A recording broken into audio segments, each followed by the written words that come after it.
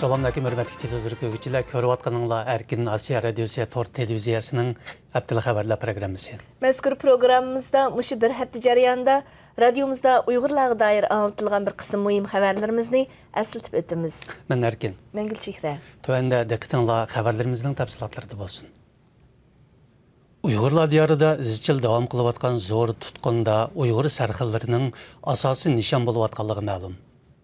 Şu qatarda 1990 yıllardan başlap köpçülükü tonuluşqa başlagan saxavatçı Nurtay Hacimning 6 aydan buyan qamoqda ekanligi aydınlaşdı. Ma'lum bo'lishicha, Nurtay Hacim yillardan buyan Uyg'urlar jamiyatidagi yetim bolalarni qutqizish va ularni ma'rif tarbiyasiga ega qilishda o'lgilik shaxs bo'lib kelgan ekan. Analizchilar bu haqda fikr bayon qilib, butkul Uyg'ur xalqining hurmatiga muyassar bo'lgan Nurtay Hacimdek bir saxovatchining tutqun qilinishi Xitoy hukumatining qaysi darajada yovuzlashganligining bir jonliq dalili dedi. Xitoy hukumatining lagerlar haqidagi yolg'on tashviqotlari ko'plab o'ttirg'i chiqayotganda, shu xildagi lagerlarning birida yetib chiqqan Mehrigul Tursun lagerlarning ahvoli haqida guvohlik berdi. 2015-yili 5-oyda tuqqan yo'qlash uchun Misrdan Urumchiga qaytgan Mehrigul tunji qitim tutqun qilingan. 3 oydan keyin u kepillikka qo'yib berilganda, uning endi 2 oylik bo'lgan 3 kezak farzandining biri doktorxonada jon uzgan. U shuningdan keyin yana 2 qitim tutqun qilinib, bir necha oylik hayotini tarbiyalash markazlari nomidagi lagerda o'tkazgan. Mehrigulning bayonlari lagerlardagi qabohatni yana bir qitim jonliq tasvirlab, lagerlarning zodi qandoq joy ekanligini ko'rsatib berdi.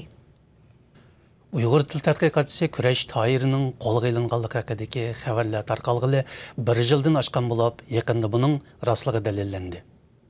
Kurash Toyir Uyg'ur Abdunum Rayliq İctimai Fan Akademiyasi Til Tadqiqot institutining tadqiqotchisi bo'lib, Uyg'ur tili sohasida belgilik darajada izlangan. Bu jarayonda Amerika va Turkiyalarda ilmiy faoliyatlar bilan shug'ullangan.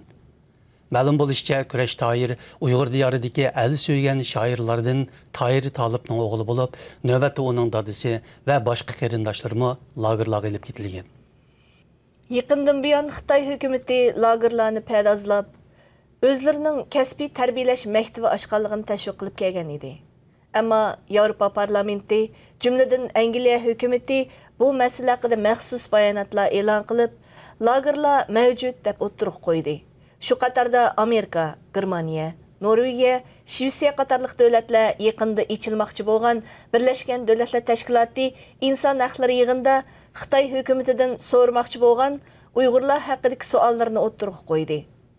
Cornell Universitetining professori Magnus Fiskasio bu haqda fikr bayon qilib, Xitoy hukumatining Uyg'ur diyoridagi lagerlarni oqlash urinishi natsistlar Germaniyasining 1940-yillardagi yig'ilish lagerlari tashviqotiga bakmi o'xshaydi dedi. Uyg'ur jamiyati duch kelayotgan ig'ir krizislar har qaysi joylarda dunyoviy temalardan bo'layotganda, Dunyo Uyg'ur qurultiyi bu masalalarni Yevropa jamoatiga anglatish uchun faol harakatlarda bo'lmoqda. 29 oktyabrda Parijda ochilgan inson haqlari himoyachilarining dunyoviy uchrashishi temasidagi yig'inda Dunyo Uyg'ur qurultiyining raisi Dolqin Aysa maxsus doklad berib, lagerlar masalasini anglatdi. Növbətdə bu qitimki yığınğa iştirak qılğan hər qaysı dövlət vəkillərinin san cəhətdəki köplüyü səbəbindən bu yığının Uyğurlar məsələsini xalqara insan haqları fəaliyyətçiləri arasında kəng tanıtış fürsəti bolğanlığı tilgə alınmaqda.